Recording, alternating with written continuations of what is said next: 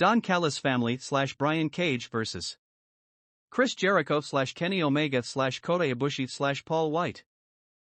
Street fight and sponsored by a video game, so we have some themed gear / objects. I don't play the game, so I'm not going to pretend to know what any of it is. The brawl is on in the aisle, with Wight brawling with Hobbs and chokeslamming Fletcher off the ramp. That leaves Omega and Ibushi to take over in the ring, setting up the moonsaults out to the floor. We cut to the back where Wight is beating up Hobbs near a car, and then back to ringside where the good guys are cleaning house.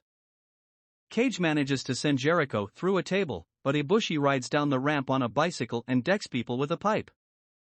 Cage breaks that up with a nasty clothesline, and we cut to Hobbs dropping Wight onto the hood of a car. Takeshita brainbusters Ibushi onto the bicycle, and we take a break.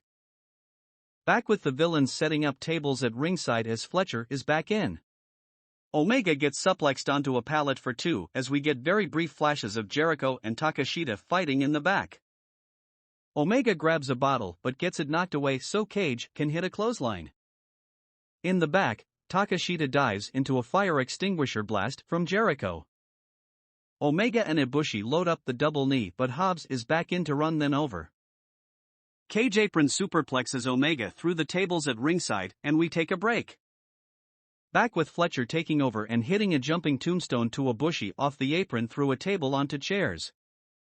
If Ibushi is up again during this match, well, I won't be a bit surprised, but he shouldn't be. Back in Jericho and Omega beat up Hobbs before taping him to the ropes. They even tape up his mouth, and it's time to use a variety of weapons on him. Cage is back in to clean house, but Omega hits him with a V-trigger. The one-winged angel finally finishes Cage at 21:01.